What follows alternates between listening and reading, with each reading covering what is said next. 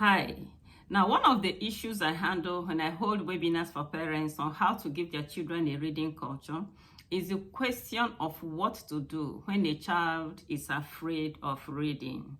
Now, there are a lot of parents who will tell me that when it is time for homeworks, that their children will begin to cry. A particular mother told me that her 6-year-old loves to play a lot, but that each time you tell him, okay, bring your book, and that the child will begin to cry. And if this is not something that happens occasionally, or a question I get from parents occasionally, that would be a different case. But in most of my webinars, a lot of parents come up with this issue. That's why in this video today, I want to talk about how to avoid a fear-based association with reading. How do you avoid a fear-based reading association in kids? And I want to be discussing that under 3 practical, doable tips. Okay, so let's go. The very first thing you need to do as a parent, if you want to give your child a fun-based association with reading, if you want to avoid a fear-based association with reading, is to start early. Yes, start early to introduce books to your children. You see, when children are born, the home represents the world to them. They've not been to anywhere. They are just coming from the womb. So whatsoever is taking place in the home, whatever the parents or primary caregivers are given to that child, or whatever that child sees happening in that home, represents the things she thinks should be done. So if that child begins to see books and people reading books, she gets it that that's what we do in life. Because, I mean, just as I said, your home represents life to him. He hasn't gone to America. He hasn't gone to Britain. He doesn't know your neighbor's home. She hasn't gone to any uncle or auntie's house. He just knows your home. And because his subconscious mind is open and he's absorbing everything happening around him and storing them in his mental blueprint. And the things he's storing in his mental blueprint are the things he's going to be doing later in life. Okay, so if you want your child to have a fun-based reading association, then as parents, you should be seeing reading around that child. You should be able to read. You should be able to introduce that child to books as early as possible. Maybe by the time the child is sitting down, learning to crawl, begin to toddle, you make sure that board books are around him. I tell people that board books are the earliest forms of books that children are presented with. Outside board books, as the child is growing, you can introduce wordless picture books. The child flips through the book, sees those beautiful pictures. I mean, he's so happy. You are gradually introducing the concept of books and reading to the child. Then if you can go a notch higher by reading bedtime stories for the child. Most of us that grew up in this side of the world, we didn't have that privilege. Most of our parents didn't read for us. But what you couldn't get, you can give to your child. You buy bedtime stories and you begin to read. Outside the fact that it offers you an opportunity to bond with your child, it helps the child with communication skill. And then it tells the child a million things that are not written. It tells that child that books are an integral part of what should be done, that reading is fun, that reading is important. Okay, so you are establishing a fun-based association for that child even before he goes to school. The foundation of everything starts in the home.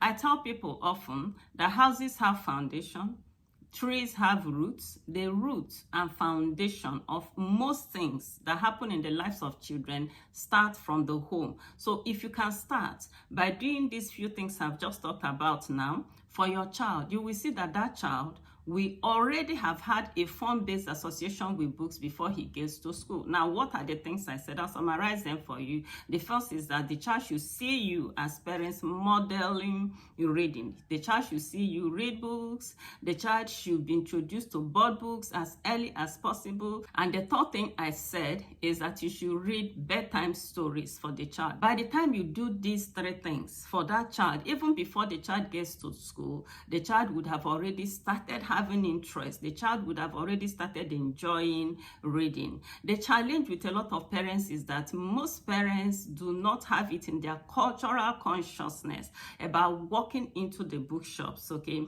If you walk into the bookshop, you will notice that there are a lot of innovative things that are being done these days for children to love reading. There are a lot of people who are bringing out all manner of, all manner of beautiful innovations in early childhood books. So if you can get those, you will see that it will be easy for you to introduce the love of reading for your child, even before that child goes to school. The second thing I always point out to parents is that you should be able to differentiate reading as an activity from homework or task.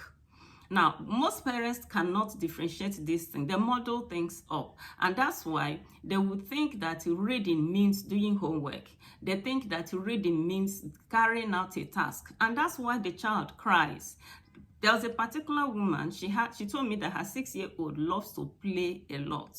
And that each time, maybe when he's playing too much, you tell him to go and get his school books, and that the child will begin to cry. In fact, one particular mother told me that when the child is told to bring his school book, that he goes mute. He will not be able to talk again, no matter what you do.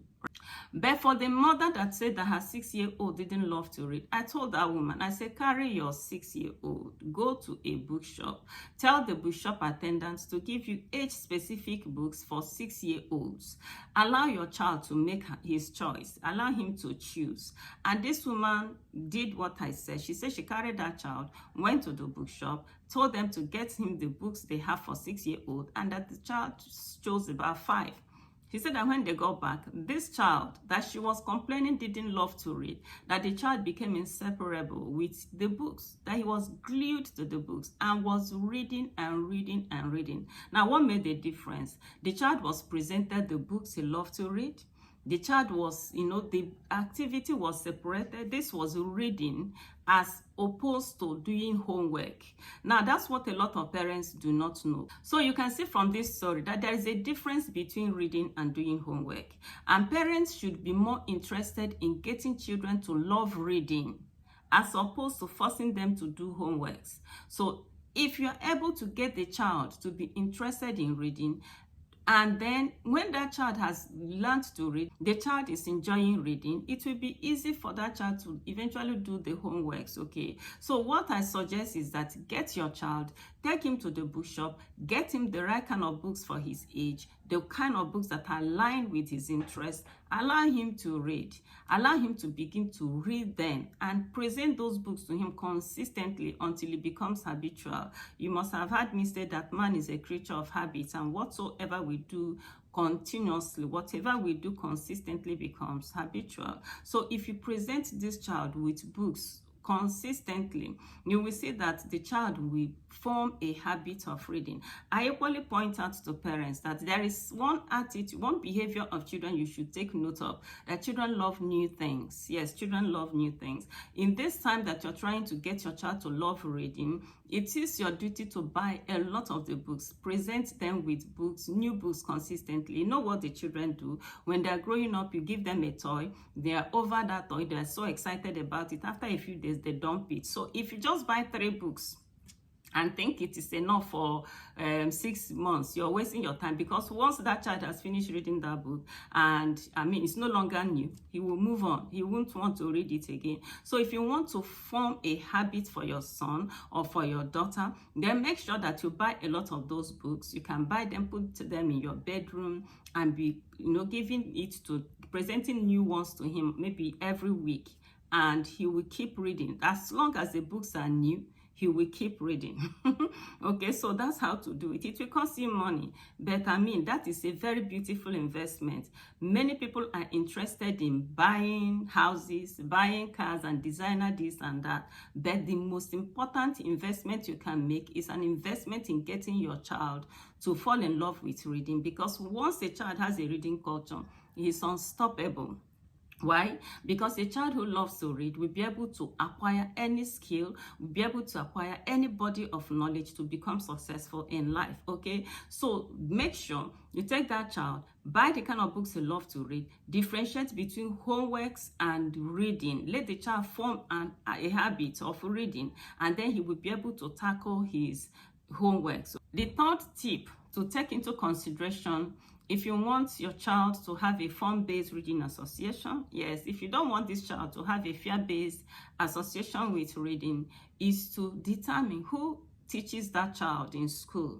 Yes, by the time you're introducing your child into the school, who is his teacher? This is so important because whoever teaches your children in school in his early years is so key. It determines a lot of things that will happen to that child with his association with school and learning. Is the teacher kind? There are some people who are called people who are experienced to handle the very young in school, okay? And with them, they will be able to form the right associations. They will be able to give that child a right foundation for school and learning. Now, there are some other people who are not very good. So all the while that my children were in school, I used to establish a good relationship with their teachers. I want to know who is teaching my child, right? Because there are some teachers who are bullies. Sorry to say that, but yes, it is a reality. There are teachers who are not very good. I remember when my children got to Venezuela, my son had just finished nursery, and we got to Venezuela. You could see that the teacher that was to teach him was one of the very good ones. This woman, you could see obviously, visibly, that she was so excited to have my son in her class, despite the difficulties, because I mean, that was a Spanish-speaking country, and my son could speak no Spanish, but she was happy. And it made me so happy to know that the teacher I was entrusting my child in was very kind, was very happy to have him. Okay, so who is the person that you're entrusting your child to? The foundation that that teacher gives that child will go a long way to determine how that child will respond even to homeworks, right? Okay, then having said that, the next thing I need to say is that how about the school where the child is? Because these parents will tell me that whenever you tell the children to bring their school books, they will begin to cry. What is the kind of homeworks they give to them? There are some schools that, give children a lot of homeworks. A child comes back from school, he will not have any breathing space. So many homeworks in so many different subjects in one day for a 6 or a 7-year-old. Okay, I don't love that. So be on top of your game as a parent. Get involved with the school, get involved with the teachers. I'm not saying you should go there to bully them. I never bullied my teachers. They were my friends, but I wanted to be involved in everything that happened to my child. And then the kind of homeworks they were given, because I'm a trained teacher myself. I'm a trained teacher. So a child shouldn't be bombarded with so much homework. And that is one of the reasons why when you tell them to bring their school books, they begin to cry, because the workload is too much. It is my sincere belief that every child, all things being equal, will love reading. So I encourage you once again to take note of the 3 things I have said. Try to introduce books to your children as early as possible. Try to get them the kind of books they love to read. Distinguish between homeworks and giving your child a reading habit. And then ensure that you get to put your child early in the hands of an experienced teacher who is loving and who will be able to help him to have a right foundation in school and learning. Thank you so much for being a part of this beautiful video. I want to encourage you to subscribe to my channel, give me a thumbs up, and share this link with another parent. Till next time, keep reading.